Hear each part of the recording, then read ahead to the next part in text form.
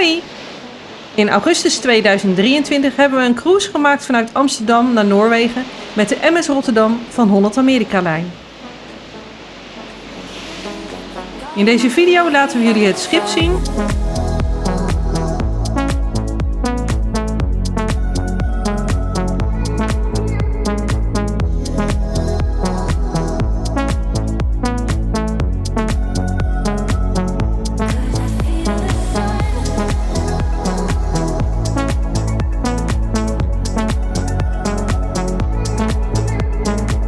de restaurants aan boord, het entertainment en onze hut.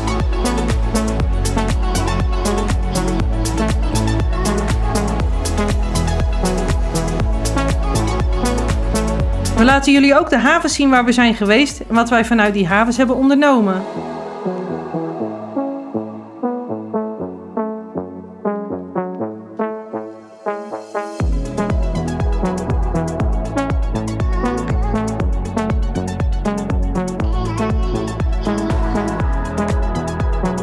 We hopen dat jullie net zo genieten van deze film als wij hebben genoten van deze cruise. Heel veel kijkplezier!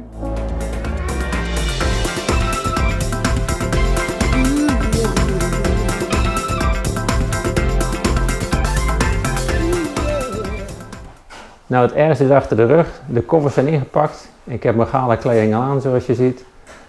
We gaan zo meteen met de trein naar Amsterdam en gaan dan met het cruiseschip van Holland America Line naar Noorwegen.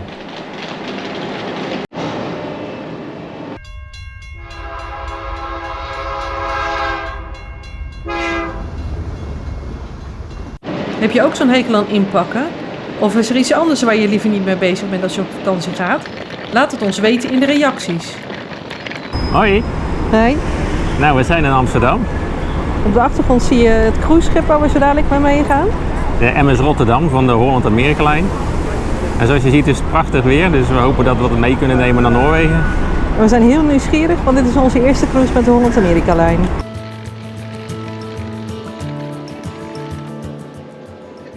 Bij aankomst bij de cruise terminal worden we vriendelijk begeleid naar de rij om in te checken. We hoeven niet lang te wachten en de incheckprocedure verloopt soepel. Bij het inchecken wordt je boardingpas gescand. Je kan de geprinte versie gebruiken of diegene uit de Navigator app van Holland America Line. Verder wordt er een foto van je gemaakt op je cruisepas. Daarna nog even door de security. Ben je er klaar voor?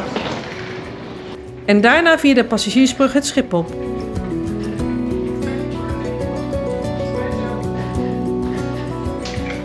Vervolgens moesten Ramon en ik nog even een stukje lopen naar onze hut. Onderweg komen we onze cabin stewards tegen, Ayu en Amar. De stewards waren geweldig. Ze waren altijd zeer vriendelijk en behulpzaam. Ayu neemt de koffers van me over en begeleidt ons naar onze hut. Hut 7010. Eenmaal in de hut geeft Ayu uitleg over de hut, de informatie op de tv en de verplichte oefening, oftewel de mandatory drill. En daar gaan we, het schip vertrekt. Proost! Proost.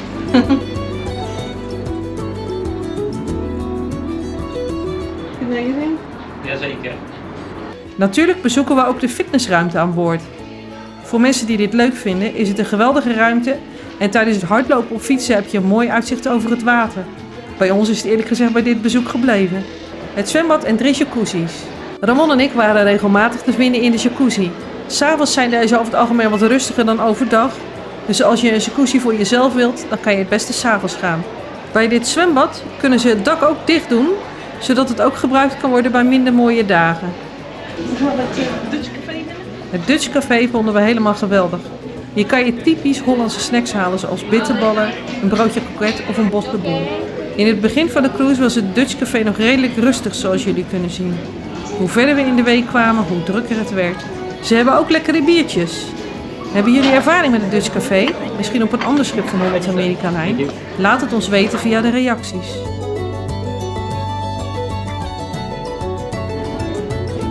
We willen jullie graag onze balkonhut laten zien. We willen jullie een kleine rondleiding geven in onze balkonhut. Als je aankomt, dan zit je sleutel zit hier achter het nummerplaatje.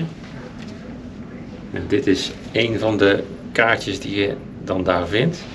Als je die hier voor de deur houdt, dan kan je ermee naar binnen. Als je binnenkomt, dan doe je de kaart hierin. En daarmee kan je ook het licht aan doen.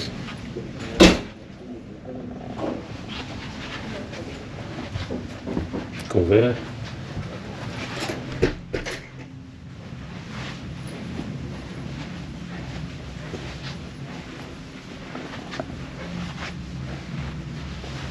Nou, we hebben hier een kleine bank en de kastjes. En de kastjes hierboven, daar worden de reddingsvesten in opgeborgen. En ik gebruik het nu ook even om wat kleding in op te bergen. Hieronder hebben we een bank en die kan je waarschijnlijk ook als een bed opmaken. En een tafeltje natuurlijk erbij. En een tafeltje erbij. En aan de andere kant hebben we nog een leuk bureautje. Met ook nog wat laadjes waar je wat spullen in kwijt kan. Wat ook opvalt in de kamer is dat er heel veel Amerikaanse stopcontacten zijn. Veel meer dan Europese stopcontacten. Er zijn gelukkig ook nog wat USB stopcontacten. Dat zie je overigens ook bij de nachtkastjes. Dus bij het nachtkastje van het bed, er zijn eigenlijk alleen Amerikaanse stopcontacten en dan USB. En dat kan soms best een nadeel zijn als je bijvoorbeeld, net zoals mijn vrouw, een CPAP gebruikt. Dan wil je een stopcontact hebben om je apparatuur aan te sluiten. Zorg dus in ieder geval dat je een omzetter hebt, dat je Amerikaanse stopcontacten kan gebruiken voor Europese stekkers. En je hebt hier in de la ook een föhn. Dus als je je haar wil feunen, dan hoef je die niet van huis mee te nemen, want die ligt hier gewoon. Overigens mag je geen verlengsnoer mee aan boord nemen. Als je ergens een verlengsnoer voor nodig hebt, dan kan je hem altijd vragen bij de receptie of je cabin steward. In de nachtkastjes hebben we ook nog laadjes. Zo'nzelfde kastje, dat heb je aan allebei die kanten. Nou, het bed hebben we nog niet geprobeerd, dus daar moeten we later op terugkomen. Na 7 dagen testen kunnen we zeggen dat het bed erg lekker lag. Een handige tip, maar misschien gebruiken jullie dat al. Onder het bed kan je je koffers kwijt en dat is ook weer een mooie opbergruimte. Deze hebben ze zelf ook nog wat opbergruimte gecreëerd, maar dat wordt eigenlijk hoofdzakelijk gebruikt voor extra beddengoed. Ja, extra beddengoed. Dus die kan je helaas niet meer gebruiken. Nou, hier heb je nog wel eventueel wat extra mogelijkheid om spullen kwijt te kunnen. Het is eigenlijk gemaakt voor tijdschriften. Maar wij gebruiken nu ook even om bijvoorbeeld regenpakken kwijt te kunnen. En hier heb je nog een tv.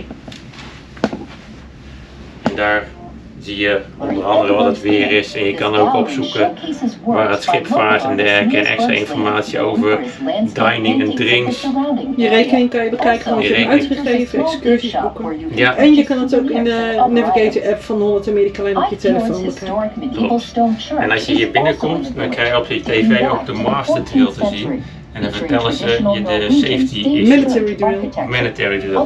Dus alles wat met veiligheid te maken heeft, waar je naartoe moet, hoe je je reddingsvest aan moet doen, dat wordt dan vooraf op de tv getoond. En voordat je verder gaat, dag 1, moet je naar je mandatory station. Oké, wat je niet zegt. En op die plek moet je dan samenkomen. Stel dat er wat is, stel dat er een noodzaak is. Dan moet je dus op die plek samenkomen. En als je er eenmaal bent geweest en je kaart hebt laten zien, dan is dat akkoord en dan begint in principe je cruise. En op je pasje staat ook welke plek je moet zijn in een geval van nood. Ja. En op de deur trouwens ook. Er staat inderdaad ook nog op de deur. De mandatory drill stelt niet meer zoveel voor als vroeger. Nu is het alleen maar even je pasje laten zien bij je toegewezen muster station. En voorheen moest je met je reddingsvest naar je muster station, waar je een uitgebreide veiligheidsinstructie kreeg. Ja, Jenny kan er ook gelijk links de kastruimte laten zien. Nou, hier zit een kast met hanggedeelte. Ruimte voor je schoenen onderin. En dan hebben we hier zo nog een kast waar de kluis in zit en eventueel nog wat ruimte voor kleding natuurlijk. En de kluis is redelijk ruim. Je kan er waarschijnlijk ook een laptop in kwijt. Maar ja, dan heb je natuurlijk weer minder ruimte voor je andere spullen. Maar er kan gelukkig redelijk wat in. En je kan natuurlijk afsluiten met een code. Ja. Die je zelf verzint. En dan hebben we een minibar. Wil je hem even open doen, dan kan je het zien. Er zitten drankjes in, daar houden we rekening mee. Die worden in rekening gebracht. Dus die zijn best wel duur.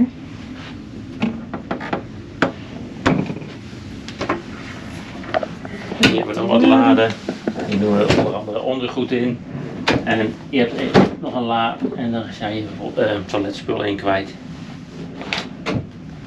En hier hadden we nog een klein stukje van de minibar, dat is een fles water of een fles wijn. Maar ook tegen betaling natuurlijk. Ja, klopt. En glazen in het kastje. Misschien kan je die ook even open doen. Ik kan er eventueel zelf nog wat in zetten. En nog een klein kastje onderin. En wat staat daarin? Een badlaken of een deken. En niet te vergeten in de kast waar ik net was, dat heb ik vergeten te laten zien. Daar liggen ook badjassen. Die je mag gebruiken als je dus naar het zwembad gaat. Dit is de badkamer. Een wastafel. Met een spiegel met verlichting. En misschien ook wel een interessant puntje, en daar komen we zo meteen nog op. Als je naalden nodig hebt, dan kunnen ze hier van de Holte Merkelijn de container leveren waar je de naalden in kwijt kan. En die kan je gewoon aanvragen via de steward van je kamer. Dan kunnen we ze hem brengen. En dan hebben we wat lakens. Van een ruime douchecabine voor een cruiseschip. Met mooie glazen deuren. Nou, en dan nog ook het mooiste stukje, tenminste wij vertoeven dus daar op het balkon. We zijn net vertrokken uit Amsterdam. Dus jullie zien de laatste stukjes van.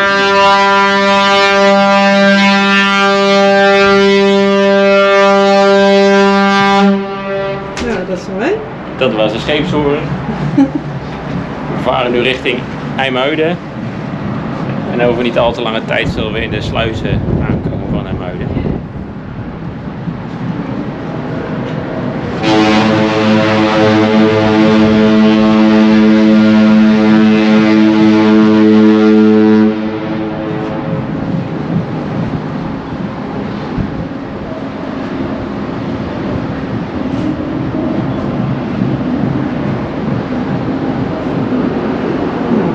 Op het balkon hebben we lekkere stoelen.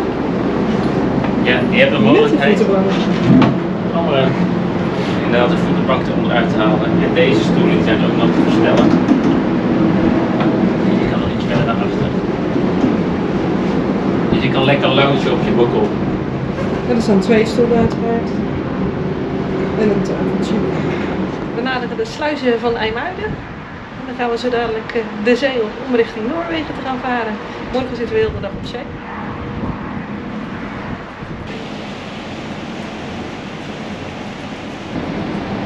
De sluisdeuren gaan dicht.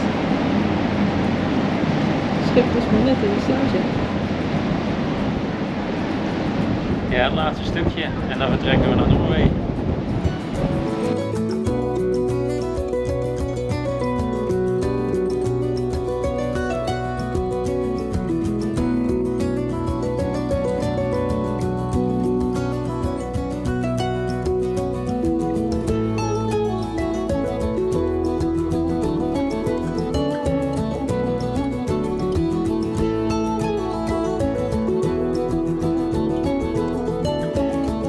S'avonds hebben we gegeten bij het Italiaans specialiteitenrestaurant Canaletto.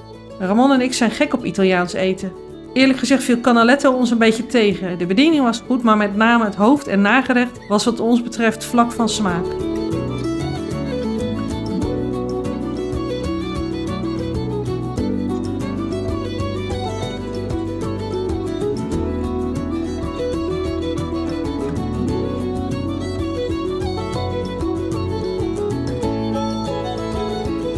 Hebben jullie al eens gegeten bij Canaletto op een schip van Holland America Line?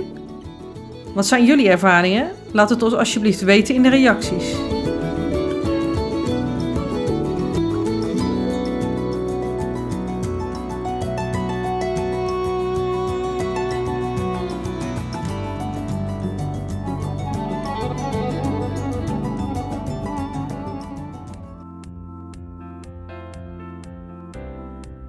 Vandaag is een dag op zee, dus we kunnen lekker rustig aan doen. Cindy ligt nog op bed en ik ben vroeg op pad en ga het schip verkennen. Als eerste wil ik een kijkje nemen bij de retreat. Het klinkt als een omgeving waar je lekker kan relaxen in super comfortabele stoelen. Even met de trap. Als je met de trap gaat, kom je langs diverse kunstwerken.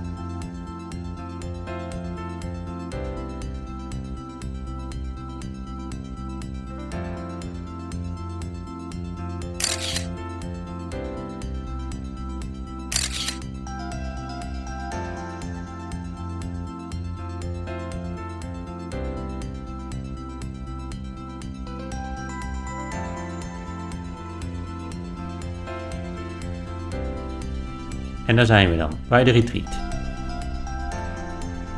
Het ziet er geweldig uit.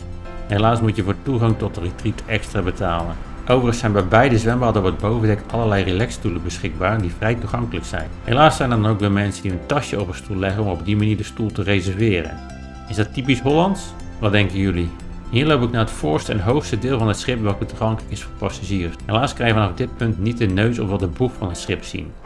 Jammer, zelf vind ik dat altijd namelijk erg leuk om te zien. Op speciale dagen wordt het dek aan de voorkant van het schip opengesteld voor passagiers. Vanaf hier heb je een prachtig uitzicht. Dit prachtige uitzicht laten we jullie nog zien als we langs de 7 zusters varen in het Geirangerfjord.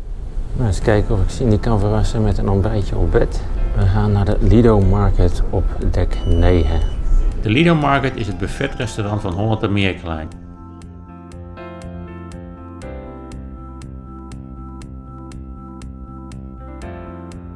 Zoals je kan zien is er van alles te krijgen.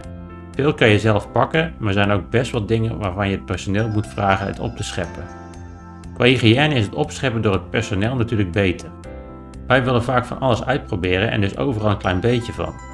En dat is dan soms toch lastig als het personeel het voor je op moet scheppen. Voor het ontbijtje met Cindy heb ik 2 blueberry muffins meegenomen uit het buffetrestaurant. Nu nog 2 vers geperste jus d'orange. Vers geperste jus d'orange en andere sapjes kan je halen bij Gelato naast het zwembad. Hier verkopen ze ook ijs en milkshakes. Voor de artikelen bij Gelato moet je bijbetalen. Het drankenpakket dat wij hadden waren verse sapjes en milkshakes wel inbegrepen. Nou, 2 blueberry muffins en 2 verse jus d'orange. Ja, we gaan nu naar New York Deli Pizza. 2 blueberry muffins is een beetje karig om ontbijt op een cruiseschip. Dus we gaan er even naar New York Deli en Pizza om het aan te vullen. New York Deli en Pizza zit bij het zwembad naast Gelato. 'S Morgens kan je bagels eten als ontbijt, 's middags broodjes en 's avonds pizza. Ik had een bagel in lox. Dit is een bagel met sla, ui, roomkaas, kappertjes en zalm. Cindy had de breakfast bagel met ham, cheddarkaas en een gebakken ei. Na ons wat later ontbijt lopen we door de Lido Market richting het achterdek. Links zie je de Seaview Pool en Bar. Het zwembad op het achterdek is bestemd voor volwassenen. Naast het zwembad zijn er ook 2 jacuzzis. Vanaf het achterdek heb je uitzicht op het turbulente water achter het schip, ofwel het kielzog of kielwater. Ik vind het altijd erg leuk om naar te kijken. Zoals je kan zien hebben we prachtig weer op onze eerste zeedag. De meeste mensen gaan lekker relaxen bij het zwembad of zonnen op een van de bovendekken. Wij springen in de jacuzzi en genieten van het feestje dat daar gaande is.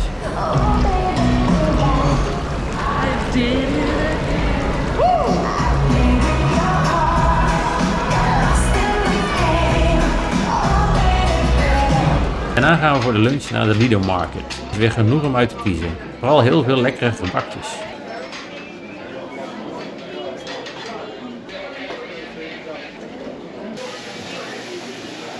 Wij gaan voor de paella. Na de lunch bij de Lido Market gaan we nog even langs het Dutch Café voor wat lekkers om te nuttigen op ons balkon. Cindy heeft poffertjes en een blikje AH watermeloen en ik heb een koffie met een bossenbol. Aan het einde van de dag gaan we naar het theater voor de voorstelling Humanity van de Step One Dance Company. We waren wat vroeg, maar werden entertained door deze 2 meiden op de eerste rij die lieten zien wat voor leuke dingen je met een klapstoel kan doen. De voorstelling van de Step One Dance Company is een combinatie van dans en projecties op het scherm en op de vloer. Erg mooie voorstelling. Ze treden 3 keer op met verschillende voorstellingen. Wij vonden de eerste voorstelling het mooist. As you're all settled in and that you are enjoying everything that we have to offer.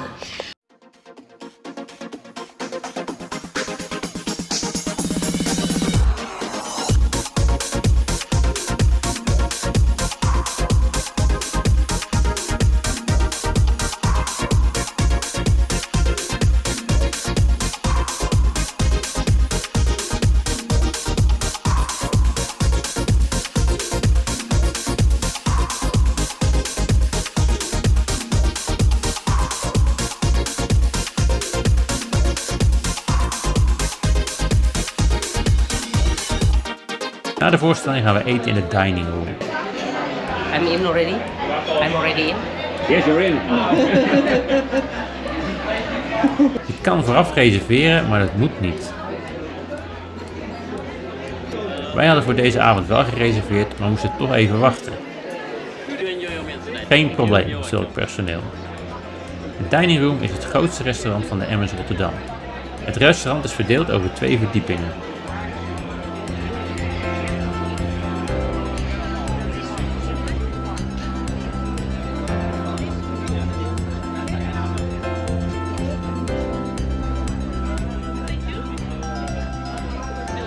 Bij dit gerecht weten we niet meer hoe het heette. Het was in ieder geval erg lekker. De ravioli was ook erg lekker, zoals je kan zien. Voor de foto heeft Cindy de stukjes van het gesneden stukje ravioli zo onopvallend mogelijk tegen elkaar aangelegd. Best goed gelukt, vind je niet? Ik had een echte Hollandse appeltaart en Cindy had een chocoladegebakje. Hoi, we zijn nu aan boord van de Rotterdam van Holland-Amerika-lijn. En we zijn net uit eten geweest. En ja, als je uit eten gaat, dan zijn er op een cruiseschip wat kledingvoorschriften. Ja, bij de Holland-Amerika-lijn zijn er eigenlijk 2 verschillende dresscodes, zoals ze die tegenwoordig natuurlijk noemen. Je hebt dressy. En ja, dat betekent eigenlijk dat je gewoon netjes gekleed moet gaan. Of het nou je jurk is of een net jasje met een nette broek. En voor de mannen een overhemd met een nette broek of eventueel met een jasje. Of je doet je gala kleding aan, dat kan allemaal. Als het maar netjes is, geen korte broek of slippers. Vroeger had je eigenlijk formal nights. Ja, dan moest je per se in gala kleding. Dus als dat je tegenhoudt om te gaan cruisen, dat je niet in gala kleding wil, of je hebt het niet, je hoeft het ook niet aan te schaffen, want je valt echt niet uit te tonen als je gewoon je nette kleren aandoet. En in die week hebben wij dan 2 dressy nights. En de andere avond is gewoon casual. Dus dan kan je gewoon je normale kleren aan. Nette kleren, mag ook een spijkerbroek zijn, als je maar niet op je teenslippers of in je korte broek of je tanktop gaat lopen, dan is het allemaal prima. Dus je zal niet worden geweigerd. Dus ook niet met je smart casual kleding op dressy night. Dus, wat je dan als je terugkomt in je kamer ook nog aantreft, is, dan gaat Ramon even de camera oplichten. Dat is een towel animal. Dan vouwen ze eigenlijk van handdoeken, de stewards doen dat, vouwen handdoeken tot een leuk dier. En oogjes van chocolaatjes met Holland-Amerika-lijn erop. Vandaag zijn we in Eidfjord. Ik heb vooraf bij Holland-Amerika-lijn de excursie Ultimate Eidfjord en Norwegian Lunch geboekt. We worden met de bus naar de mooie plekjes gebracht en onderweg wordt ons van alles verteld door een vriendelijke gids. De eerste stop is bij de Sissendam. De Sissendam is een van de grootste met stenen gevulde dammen van Noorwegen. De dam is geopend in 1980 en is ongeveer 1160 meter lang en 80 meter hoog. De dam houdt het water van het Sissemeer tegen, het belangrijkste reservoir voor de Sissima waterkrachtcentrale. Op de dam heb je een prachtig uitzicht, met aan de ene kant het prachtige Noorse landschap en aan de andere kant het Sissemeer. Een perfecte plek om selfies te maken.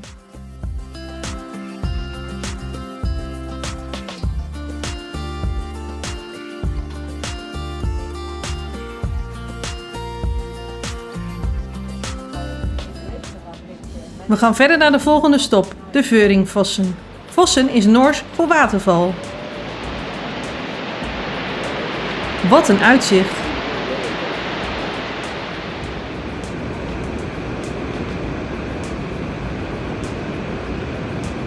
Er zijn allerlei voorzieningen getroffen met plateaus en kleine voetgangerbruggetjes waardoor je goed om de waterval heen kunt lopen. Ondanks deze voorzieningen kan de route nog steeds een uitdaging zijn voor sommige mensen. Je moet goed kunnen lopen en kan het beste stevige wandelschoenen dragen. En het is mogelijk ook een uitdaging voor mensen met hoogtevrees.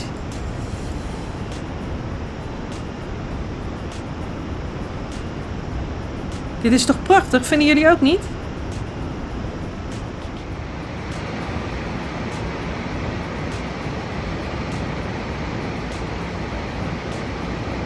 Na de Veuringsfossen rijden we door naar het Hardangervidda Nature and Wildlife Center. Een prachtige tentoonstelling van wat er in het Hardangervidda gebied te vinden is. Ramon en ik vonden vooral de film erg mooi. Doordat het grote scherm een beetje om je heen krult, krijg je het gevoel alsof je er middenin zit.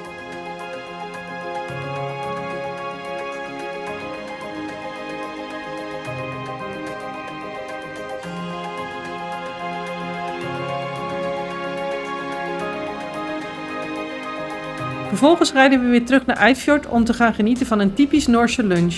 We lunchen bij een authentiek Noors café met de naam Tune Pahogen. In the mountain there are a special animal, reindeer. We krijgen rendiervlees met verse groenten gemaakt op authentieke wijze. Because this building is quite rustic and we also serve the food the same way. So therefore we use this big wok, carrot and wheat and goji beets and celery.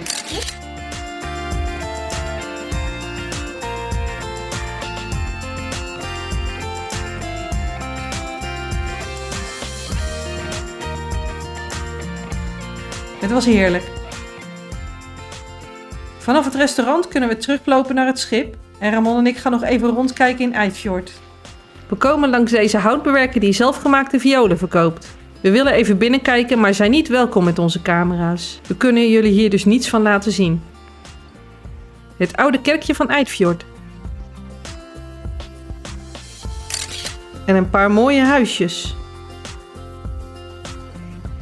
Terug naar het schip.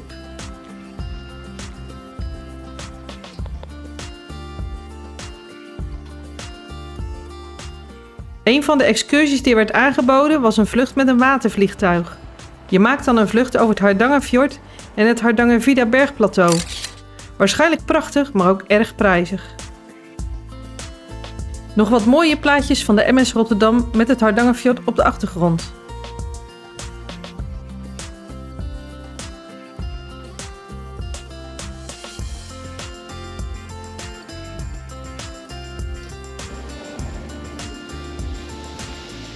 Langs de weg zijn de bomen versierd met allerlei bijzondere creaties. De mensen van Eidfjord zijn op een gegeven moment de bomen gaan bekleden en dat heeft zich steeds verder uitgebreid. Google maar eens op de Knitted Trees in Eidfjord en je vindt allerlei prachtige versieringen. En we zijn weer terug bij het schip. De trossen zijn los en we vertrekken. Wil je een 360 graden filmpje zien van ons vertrek uit Eidfjord, waarin je zelf alle kanten op kunt kijken? Abonneer je dan op ons kanaal Dutch Travel Koppel en houd ons kanaal goed in de gaten.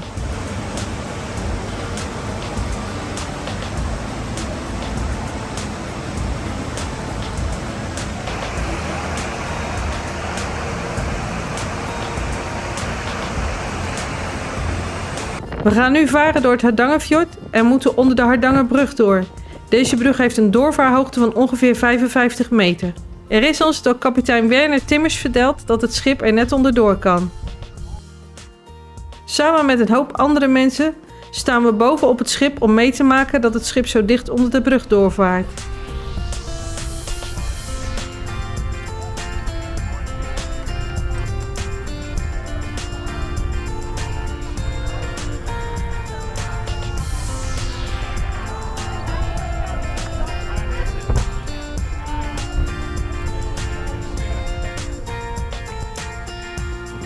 We zijn onder de brug door en laten Eidfjord en de Hardangerbrua achter ons. We hebben zin in een hamburger en gaan naar Dive-In Burgers & Dogs.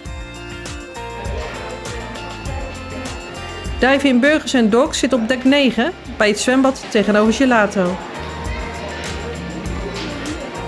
Het restaurant is open van 11:30 tot 6 uur en verkoopt, zoals de naam al doet vermoeden, hamburgers, hotdogs en friet met verschillende sausjes.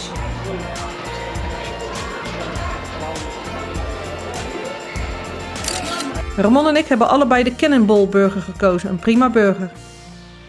Het achterdek met regenachtig weer. Zoals je ziet is het nu een stuk minder populair als met het mooie weer op de zeedag. De lekkere loungestoelen, of moet ik zeggen bedden, zijn volop beschikbaar. We slaan deze keer maar over en lopen naar voren naar het sportcourt. Onderweg kom je langs de enorme schoorsteen. Je kan goed zien hoe groot die is nu je mij er langs ziet lopen.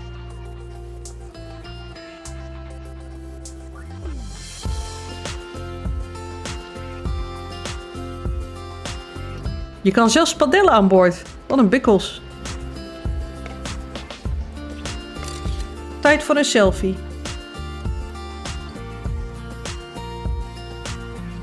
S'avonds hebben we nog gegeten bij het buffetrestaurant. En we zijn nog in de jacuzzi geweest op het achterdek. Daarna zijn we naar de film Guardians of the Galaxy 3 geweest bij het zwembad. Een erg leuke film. Elke avond wordt er een andere film afgespeeld bij het zwembad. Je kan dan in een van die loungestoelen gaan zitten om naar de film te kijken. Als je zin hebt, dan kan je bij New York Deli en Pizza snacks halen zoals popcorn, chips, nachos en kippenvleugeltjes.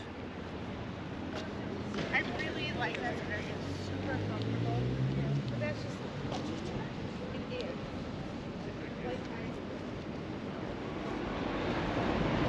Hoi, we zijn vandaag in Alessund. En we gaan straks op excursie. We gaan een Wildlife Sea Safari doen met een ripboot. En onderweg zullen we allerlei mooie vogels en misschien ook wel zeehonden tegenkomen. Dus we zijn heel benieuwd. De excursie Wildlife Sea Safari wordt georganiseerd door 26 Degrees North Adventures. We zullen een link in de beschrijving plaatsen. Voordat we gaan varen moeten alle passagiers zo'n charmant thermopak aandoen. Het is maar goed dat je zo'n pak aankrijgt, want je kan behoorlijk nat worden. En op het open water is het ook behoorlijk koud met die snelheid van een ripboot. Als je wilt fotograferen of filmen, dan kan je het beste een waterdichte camera of nog beter een actioncam meenemen. Over het algemeen boeken wij onze cruise via een Amerikaanse reisbureau genaamd vacations2go.com. Als je een creditcard hebt en niet benauwd bent om hiermee te betalen, dan kan je enorm besparen bij het boeken van je cruise. Via dezelfde reisorganisatie heb ik deze excursie geboekt. Maar je zou hem ook zelf kunnen boeken via de website van 26 Degrees North Adventures. We verlaten de haven van Alessund. En gas erop!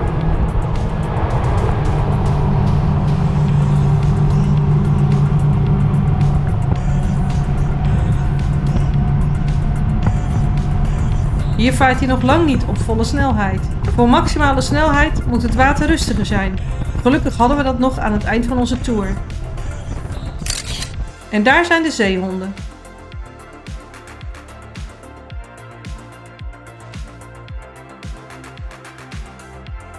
Onze kapitein heeft flink doorgevaren om bij dit eiland te komen. Hier zitten veel Jan van Genten. In de verte zie je er al een paar vliegen.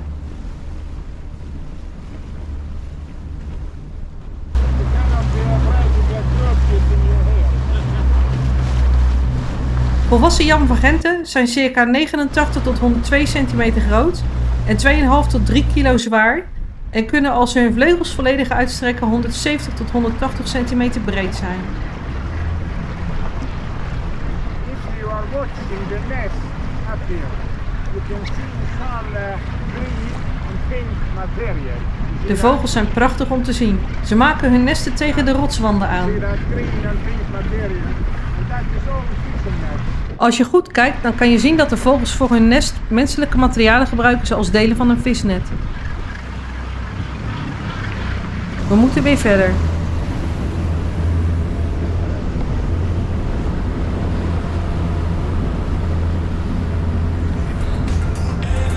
De zon begint door te komen, het water wordt vlakker en we kunnen harder gaan varen. Ondertussen genieten we van een prachtige omgeving.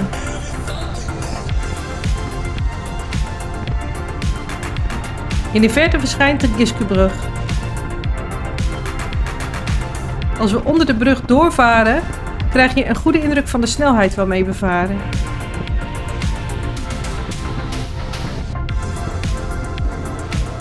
Ramon en ik hadden een hoop lol in het snelle varen van de ripboot. De golven nemen weer toe, dus de kapitein gaat langzamer varen. Maar nog steeds hard genoeg om flink te spetteren. Zoals je hier ziet is Ramon behoorlijk nat geworden. Geen overbodige luxe zo'n thermopak. Hier varen we op maximale snelheid, boven de 60 knopen, ofwel meer dan 120 km per uur.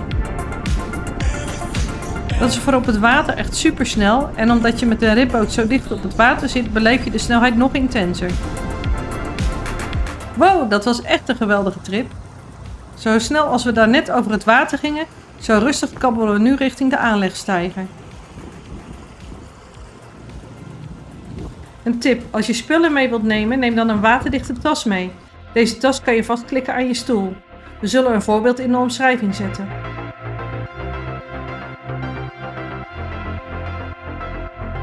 Na ons ripbootavontuur gaan we nog even Alessund verkennen. Als eerste gaan we naar het stadspark van Alessund. Dit park is gebouwd aan de westkant van de berg Axla. We komen al snel langs het beeld van viking Gangerolf, ook wel bekend als Rollo. Het is een erg mooi park met leuke kronkelweggetjes en verschillende planten en bomen. Vanuit het park heb je ook de mogelijkheid om via 418 treden verder de berg Axla op te klimmen. Dit wordt ook wel heel toepasselijk voor het 80 Steps to Axla genoemd. Gezien de tijd zijn we zelf niet naar boven geklommen, maar zoals je kan zien heb je bovenaan wel erg mooi uitzicht. We verlaten het park en worden getrakteerd op een mooie serenade. Die meneer in het midden zingt de mensen toe. Alesund is een prachtige plaats om doorheen te lopen. Ironisch genoeg dankt de stad haar schoonheid aan de grote brand in 1904. De houten huizen van de stad zijn dat jaar volledig in de as gelegd en vervolgens weer helemaal opgebouwd in de moderne stijl van toen, de Jugendstil of Art Nouveau. Hier zie je de ribboot van 26 Degrees North Adventures met op de achtergrond de MS Rotterdam. Het is dus super dichtbij, ongeveer 10 minuten lopen.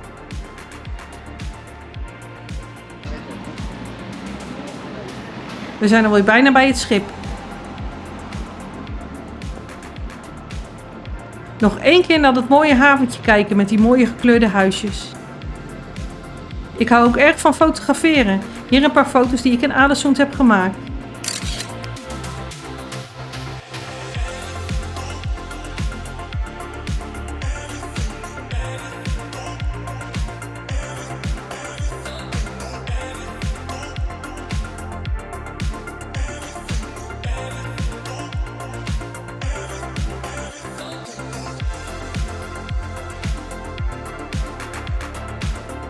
Het was een mooie dag in Alesund.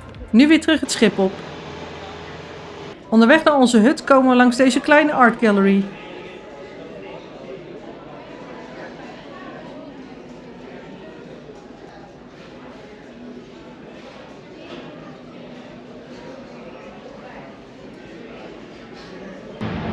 Vandaag zijn we in Alesund geweest en we zijn net nog even bij het Dutch Café geweest voor een lekkere snack. En ook nog eens lekkere drankjes. Dat ga ik jullie even laten zien. Bitterballen en een La Trappe dubbel. En een cola zero. En een cola zero. Onder luid getoeter van de scheepshoorn varen we weg uit Alesund.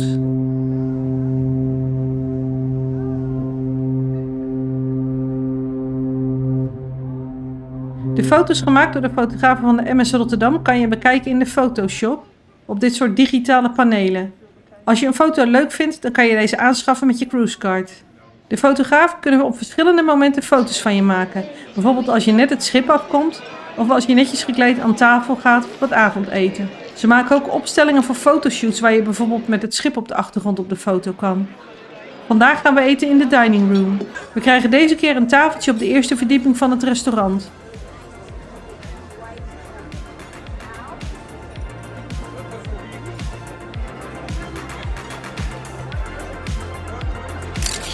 Helaas weten we niet meer de namen van de gerechten, maar het was erg lekker.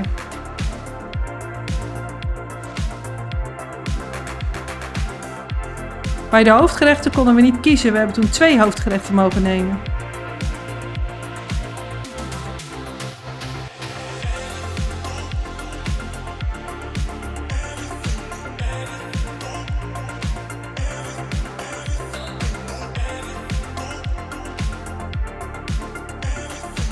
Daarna konden we rollen naar Musicology van Step One Dance Company.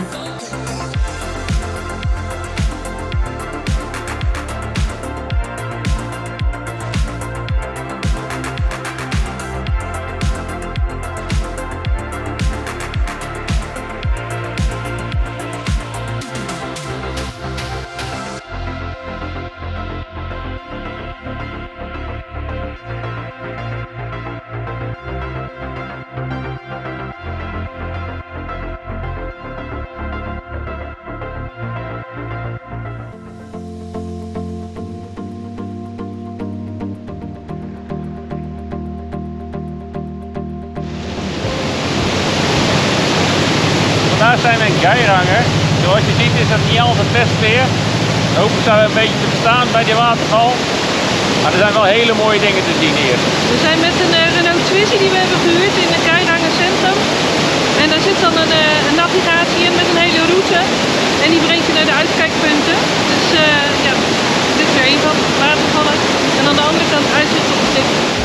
Vandaag hebben we een Renault Twizy gehuurd bij het bedrijf e-mobility, in het kort e-mob. Dit bedrijf zit praktisch naast de cruiseport.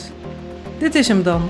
In de Renault Twizy zit je achter elkaar. De deuren zijn klapdeuren en gaan dus naar boven open. De Twizy is heel primitief ingericht.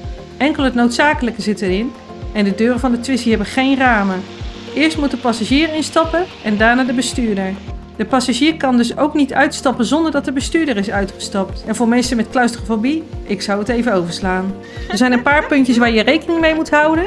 Vooraf reserveren om teleurstelling te voorkomen dat het volgeboekt is. En neem niet te veel spullen mee, want je hebt geen bergruimte in de Twizy. Het eerste deel van de route gaat van Geiranger de berg op naar het oosten naar Vliedalsjevet. Zoals je kan zien hadden we helaas niet al te best weer en was het eigenlijk constant aan het regenen. Als bestuurder heb je daar niet zoveel last van, maar als passagier achterin word je toch een beetje nat omdat de Twizy geen zijramen heeft. Je komt ook langs een grote waterval die in Geiranger eindigt. Langs deze waterval hebben ze een pad met trappen en plateaus gemaakt. We hebben dit pad ook gelopen en laten jullie dat later in dit filmpje zien. De route naar Vliedalsjevet is prachtig. Waarschijnlijk was het nog mooier geweest met een zonnetje, maar we hebben ons prima vermaakt. Aangekomen bij Vliedalsjevet kan je de auto parkeren en kan je genieten van het uitzicht. Je komt hier ook deze stoel tegen die ook wel de Queen's Chair wordt genoemd. Of fjordzetel, dat betekent fjordzetel. Van Vliedalsjevet gaan we weer terug naar Geiranger. En van Geiranger langs het fjord en vervolgens door de 11 haarspeldbochten van de Eunenveien, de Adelaarsweg, naar het uitkijkpunt van Eunenswingen, de Adelaarsbocht.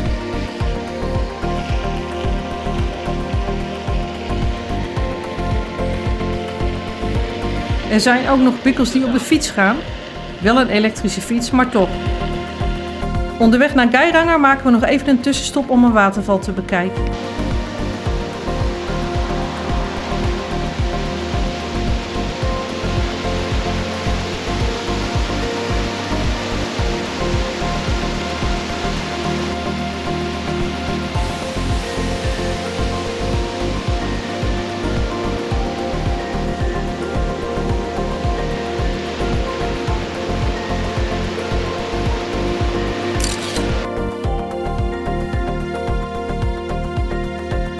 Zo jammer van het weer, anders waren we wel even op dit bankje gaan zitten.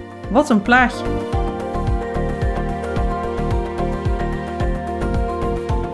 De touringcars hebben zoals je kan zien behoorlijk wat ruimte nodig in de bochten. Als je een touringcar aan ziet komen, dan rem je al af voor de bocht, zodat je hem de ruimte kan geven. Helaas zie je ze niet altijd goed van tevoren aankomen. En als je op een gegeven moment toch een soort van klem komt te zitten, dan is het wel fijn dat de Twizy zo'n klein en wendbaar karretje is. Je ziet heel veel mensen in deze knalgroene Twizy's rijden. Dat is erg grappig om te zien. Ze zitten er ook allemaal een beetje hetzelfde bij. Degene voorin zit te sturen en achterin zit iemand te fotograferen of filmen. Gelukkig niet andersom. We zijn bij het uitkijkpunt van Eunenswingen. Zometeen laten we nog een foto zien van onze parkeerplek. Dan kan je gelijk zien hoe klein de Twizy is. Je hebt hier werkelijk een prachtig uitzicht. Helemaal in de verte is de waterval de Zeven Zusters zichtbaar. En aan de andere kant Geiranger en ons schip de MS Rotterdam. De Zeven Zusters waterval gaan jullie later in het filmpje nog van dichterbij zien als we er langs varen met het cruiseschip. Het weer is dan gelukkig ook iets verbeterd. Klein hè? En super wendbaar. We waren zo weg op deze drukke parkeerplaats, terwijl anderen wel even bezig waren om hier weg te komen. We gaan van het uitkijkpunt van Eunenswingen weer terug naar Geiranger.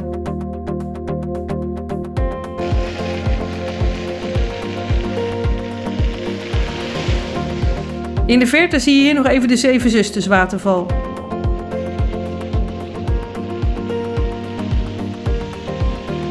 En de MS Rotterdam. Een prachtig schip, vinden jullie ook niet?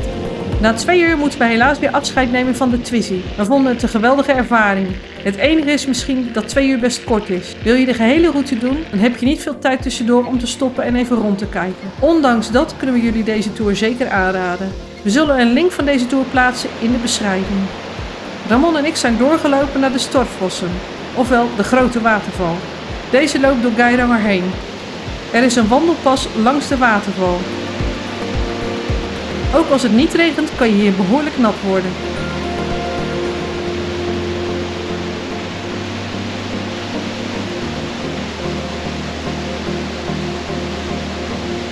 Via 327 treden en een aantal plateaus kan je helemaal naar boven lopen tot aan het Norsk Fjordcenter.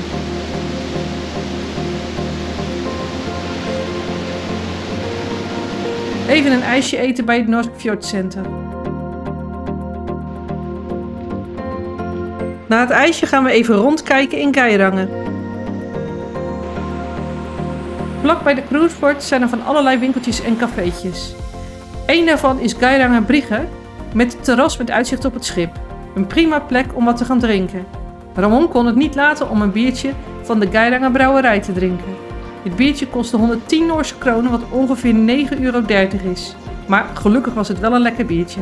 In Noorwegen vind je regelmatig een beeld van een troll. Iedereen wil hiermee op de foto. Wij dus ook.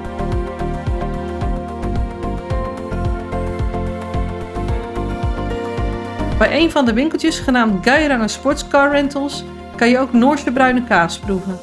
Deze kaas wordt ook wel karamelkaas genoemd. Wij vonden het wel aardig. Het stukje dat we hadden was meer dan genoeg. We gaan weer terug naar het schip.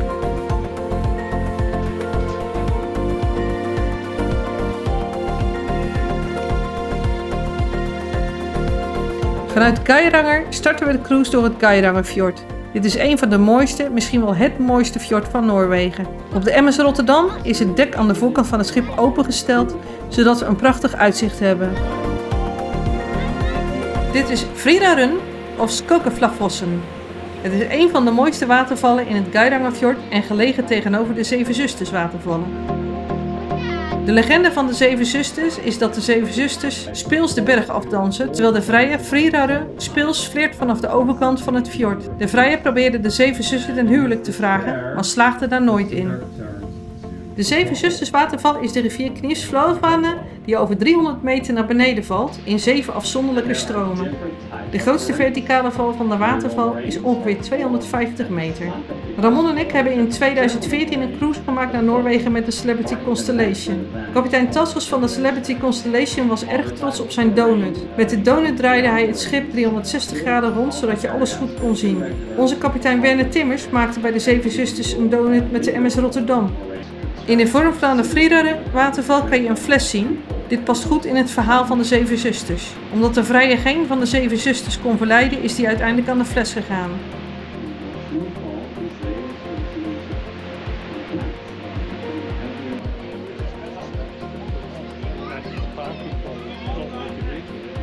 Wildlife in the area includes a variety of mammals, birds, fish and insects. Several are... De derde beroemde waterval die we tegenkomen is de Brudesloret, de bruidsluier. Als de zonlicht op deze waterval schijnt, dan heeft het wat weg van een dunne bruidsluier.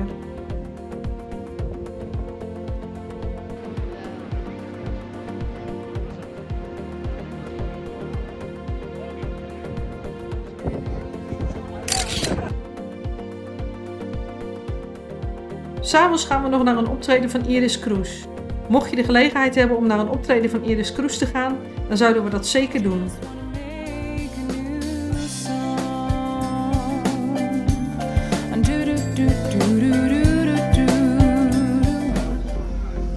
Proost.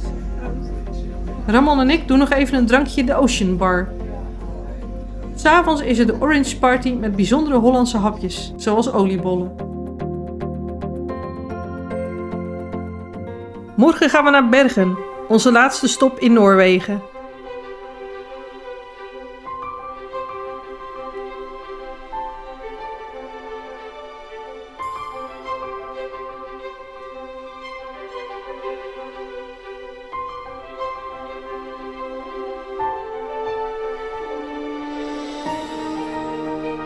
Vandaag is het 10 jaar verjaardag en deze keer heb ik een speciaal ontbijtje voor haar meegenomen.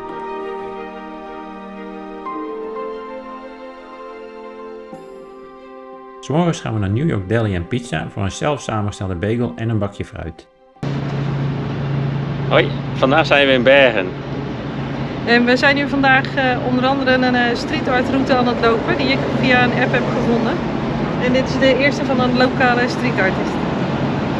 En informatie over de app, als je het niet over heeft, die zullen we delen in de beschrijving onder het filmpje, zodat jullie het zelf eventueel ook kunnen doen. Er zijn heel veel mooie en leuke muurschilderingen in Bergen. Wij laten jullie hier de leukste zien van degene die wij zijn tegengekomen. Vandaag hebben we niets geboekt en gaan we op eigen houtje door Bergen lopen. Dit levert ons nog een hele bijzondere ontmoeting op, zoals je later in het filmpje kan zien. In Bergen rijdt ook een hop-on, hop-off bus. Voor 400 Noorse kronen, dat is bijna 35 euro, kan je daar de hele dag gebruik van maken en zie je de highlights van Bergen. Wij vonden het nogal prijzig en hebben dit niet gedaan. Maar wat je natuurlijk wel kan doen, zoals wij gedaan hebben, de gratis folder van de Hop-on-Hop-off-bus gebruiken als wandelroute door Bergen. Als eerste gaan we naar de Rozenkrantz-Terna. Dat is Noors voor de Rozenkranztoren. De toren is in 1560 gebouwd in opdracht van de gouverneur van het kasteel van Bergen, Erik Rozenkrantz. De stenen toren omvat delen van oudere bouwwerken, waaronder het middeleeuws kasteel van koning Magnus Lackabotte. Je kan vrij rondlopen in dit historisch gebied. Als je de toren in wilt, dan moet je wel een kaartje kopen. Van de Rozenkrantz-toren kan je langs de haven Vågen lopen naar de karakteristieke oude huizen van Briggen, maar wij besluiten om achterlangs te gaan. Langs onder andere het standbeeld van Snorri Sturluson. En dit gedenkteken van een soldaat vlakbij de Mariakerk, oftewel de Mariakirken. De Mariakerk is het oudste nog bestaande gebouw in Bergen, waarschijnlijk gebouwd tussen 1130 en 1170. En dit is Briggen. Briggen is Noors voor het dok. In Briggen zie je allemaal van dit soort mooie, authentieke, pittoreske houten gebouwen. Briggen ontstond in de 14e eeuw toen Duitse kooplieden van Bergen een handelsknooppunt gingen maken. Bergen werd hierdoor een van de Hanzesteden en groeide uit tot de belangrijkste stad van Noorwegen.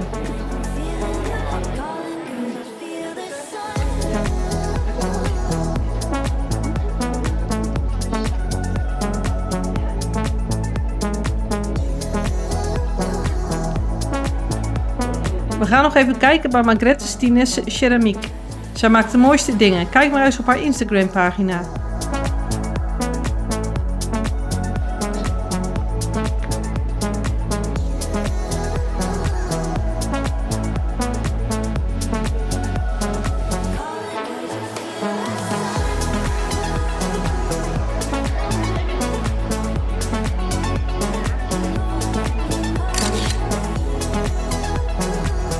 Vandaag de dag herbergt de historische haven musea, winkels, restaurants en cafés. Waaronder Kafcafé, waar Ramon en ik een kaneelbolle hebben geprobeerd.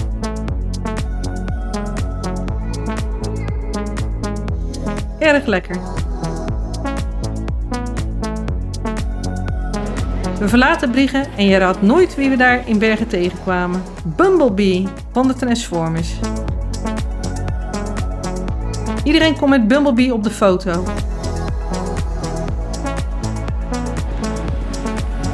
En er werd ook nog goed gebruik van gemaakt. Het geld wat je gaf gebruikte Bumblebee om zijn vrouw en degene om haar heen een mooi leven te geven en betere leefomstandigheden. We hebben eerst even gekeken of er geen Decepticons in de buurt waren en daarna zijn we zelf ook nog met Bumblebee op de foto gegaan. Na de ontmoeting met Bumblebee lopen we door naar de vismarkt van Bergen. Echt iets voor visliefhebbers zoals ik. Bah!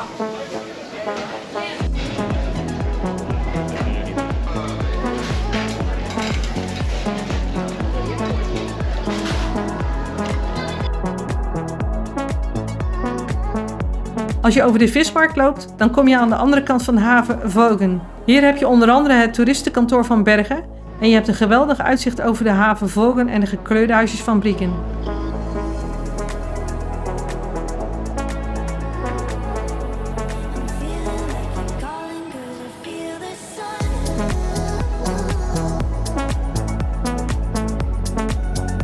We gaan weer verder en gaan richting de vlooibaan Funicular. De funicular, oftewel de kabelbaan, brengt je naar boven op de berg Vloyen.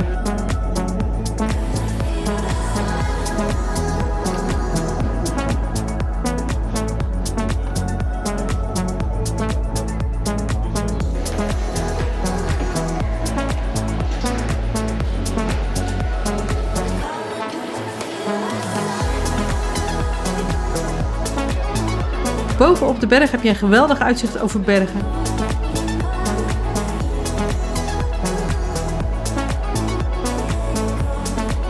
De MS Rotterdam zie je rechts liggen.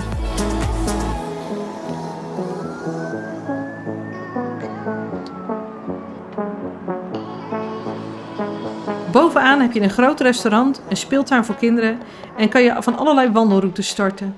Ramon en ik starten met de route door het bos naar het meer Skomakadike. Je hebt meerdere wandelroutes. Je kan bijvoorbeeld ook kiezen om terug te wandelen naar het centrum van Bergen. In de maanden juli en augustus worden er gratis kano's gehuurd om op het meer Skomakadike te varen. We hebben helaas te weinig tijd en moeten weer terug.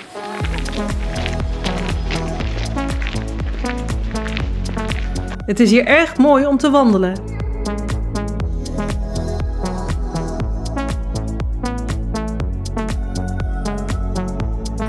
Nog even op de foto met de troll die boven aan de kabelbaan staat.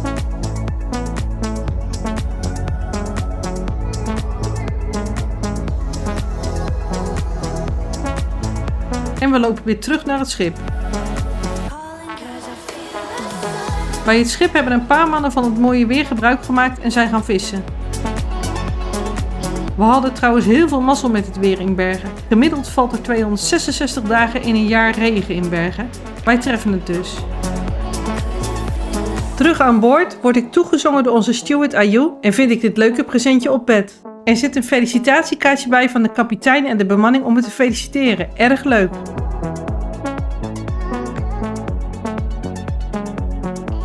We nemen het er nog een keer van op ons balkon.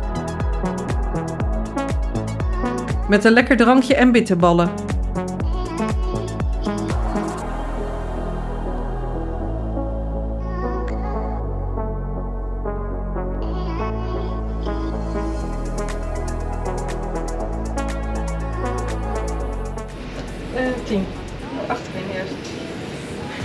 Speciaal voor mijn verjaardag gaan we naar het Pan Asian restaurant Tamarind op dek 10.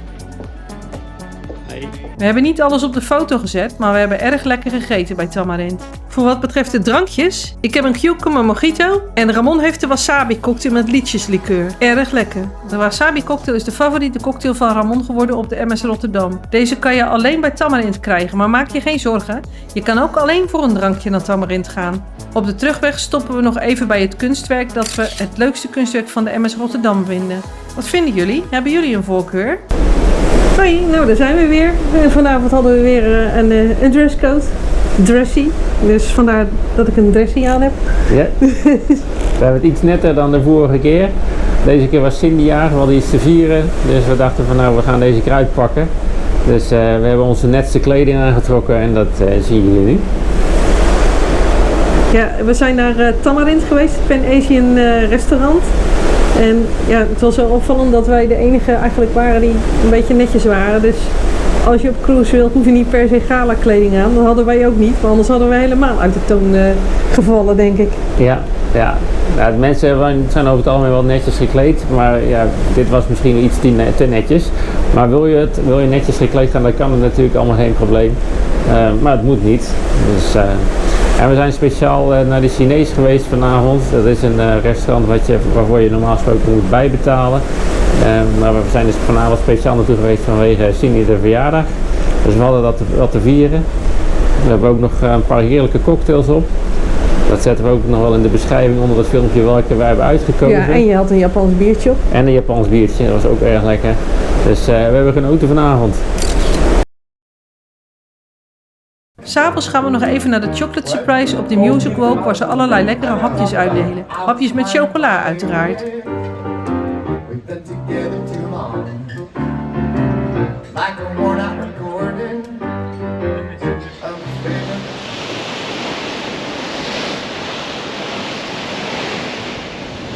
Vandaag hebben we nog een dag op zee en we hebben gelukkig prachtig weer. Ramon en ik zijn er vroeg bij en kunnen daardoor een van de bedden achter op het dek gebruiken.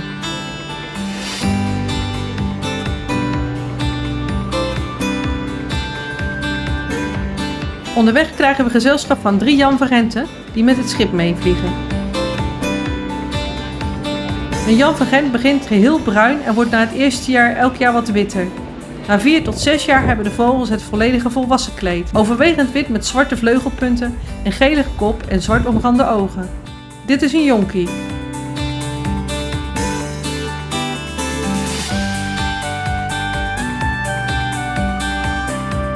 En dit is een volwassen Jan van Gent. Prachtig hoe die dieren kunnen omgaan met de wind.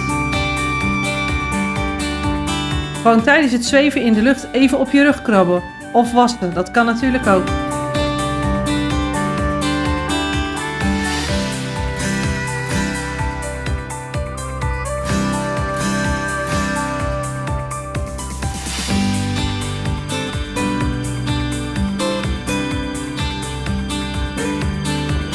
Steeds meer mensen komen naar het dek en genieten van het mooie weer.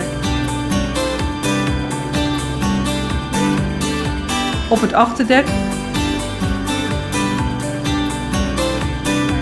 of bij het zwembad in het midden van het schip. Op het dek heb je ook allerlei mogelijkheden om te fitnessen.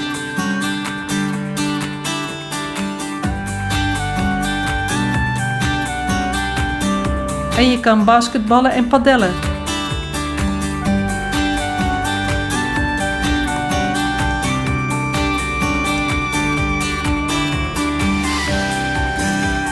Smiddags gaan we nog lunchen in het buffetrestaurant Lido Market. Ramon heeft sushi.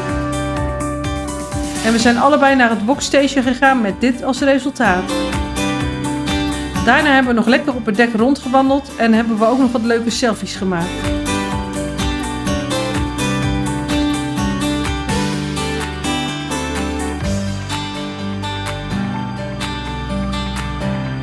De vakantie zit er helaas weer op. Op de laatste avond van de cruise loopt het personeel door de dining room om afscheid te nemen. Hoe is onze cruise met Holland-Amerika-lijn bevallen? Het eten op de MS Rotterdam was goed, maar niet zo goed als sommige andere cruise lines waarmee we hebben gevaren. Wat ons betreft staan NCL en Celebrity bovenaan als het om eten gaat. Qua hygiëne, voor wat betreft de passagiers, mag Holland-Amerika-lijn wat ons betreft wat meer doen om de mensen aan te sporen hun handen te wassen. Je zag nu bijna niemand hun handen wassen. Je zou verwachten dat na zo'n ellendige COVID-periode hier toch meer aandacht voor zou zijn. Over het personeel zijn we zeer tevreden. Ze waren erg vriendelijk en altijd erg behulpzaam. Wat ons verder erg beviel bij Holland-Amerika-lijn is dat veel Nederlands gesproken werd en dat veel documenten zoals het dagprogramma ook in het Nederlands zijn. Ook de Nederlandse accenten zoals het Dutch Café met Nederlandse hapjes als kroketten en bitterballen waren top. Al met al hebben we ons prima vermaakt met deze cruise.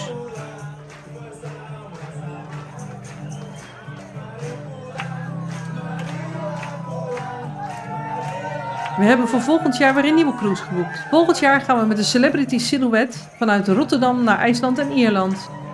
Hier gaan we zeker ook een video van maken. Wil je deze niet missen? Abonneer je dan op ons YouTube kanaal. Heb je vragen of wil je graag jouw ervaringen delen? Laat een berichtje achter in de reacties onder deze video en we zullen er zo snel mogelijk op reageren. Bedankt voor het kijken. Doei!